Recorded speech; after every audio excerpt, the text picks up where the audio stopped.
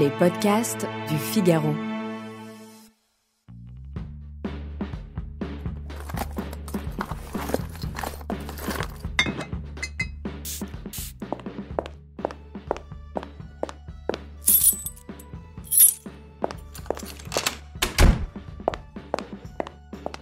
Dis, t'as pensé à imprimer les billets pour ce soir ?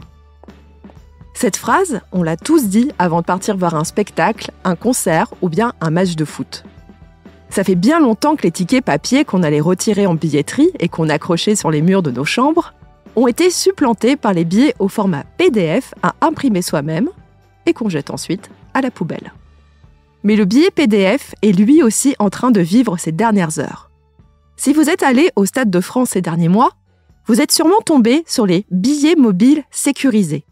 Une toute nouvelle génération de billets de spectacle qui risque de devenir la norme dans quelques années. Impossible à imprimer et compliqué à revendre, ces billets changent pas mal nos habitudes de spectateurs dans un seul but, lutter contre le marché noir. C'est quoi les billets de spectacle sécurisés et comment ça marche ? Allez, je vous explique tout en moins de 5 minutes. Avant, les choses étaient simples. On achetait un billet de spectacle en ligne et 2 minutes après, il atterrissait au format PDF dans notre boîte email, prêt à être imprimé. Avec le billet numérique sécurisé, tout change. Déjà, il faut télécharger une application dédiée. Et ensuite, il faut attendre. Beaucoup. Longtemps.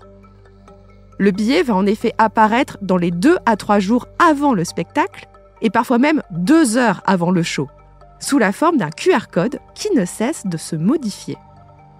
C'est ce QR code dynamique qui sera scanné à l'entrée de la salle pour vérifier que votre billet est authentique. Il est impossible d'imprimer ce QR code, il est aussi impossible de prendre une capture d'écran.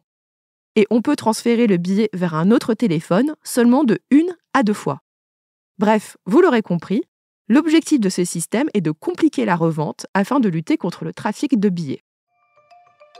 Le monde du spectacle se bat depuis des années contre le marché noir. Grâce à des logiciels automatisés, des plateformes crapuleuses achètent en quelques secondes des milliers de places d'un même concert, qu'elles revendent ensuite beaucoup plus cher. Pire encore, certaines n'hésitent pas à vendre plusieurs fois le même billet. Résultat, le jour du concert, les malheureux acheteurs des duplicata se font refouler. C'est à cause de cette arnaque que plus de 200 fans n'ont pas pu assister au concert d'Orelsan au Zénith de Caen en avril 2022. Et ce phénomène se répète à chaque concert de grandes stars. Ces arnaques ne sont pas réservées aux sites internet véreux. Acheter une place de concert à un particulier sur Vinted, Le Bon Coin ou Facebook Marketplace, c'est prendre un gros risque. Car oui, rien ne vous garantit que le vendeur ne va pas revendre le même PDF à 10 autres personnes après vous. Le billet sécurisé met fin à ce danger. Chaque billet numérique émis est authentifié grâce à la blockchain. Waouh. De quoi je parle ? Pour faire très simple, la blockchain est un registre qui conserve l'historique d'un fichier doté d'un identifiant unique. Par exemple, le système sait que le billet de concert 34D75 est passé des serveurs du Stade de France au smartphone de Chloé. C'est moi. Et ce système ne m'autorise qu'un seul autre transfert. Je vais donner ce billet à mon amie Fanny, qui m'accompagne au concert. Mais cette dernière ne pourra pas le revendre à quelqu'un d'autre.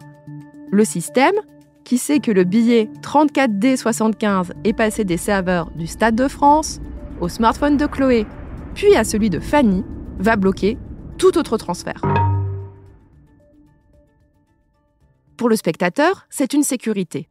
Si un billet s'affiche sur l'application Stade de France, c'est qu'il est véritable et qu'il s'agit d'un exemplaire unique. Je ne serai donc pas refoulé à l'entrée du stade. Aucun billet PDF ne peut m'apporter une telle certitude. Il y a quand même un gros point noir à ce nouveau système.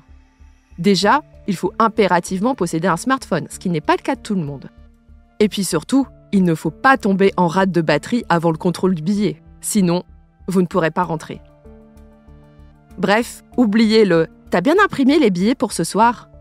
Demain, je parie qu'on dira tous « T'as bien rechargé le smartphone ?»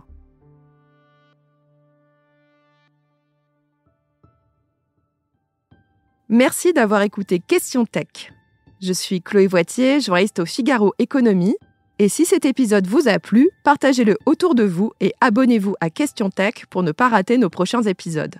Vous pouvez retrouver Question Tech sur Figaro Radio, sur le site du Figaro, mais aussi sur Apple Podcasts, Spotify, Deezer et vos applications préférées de podcast.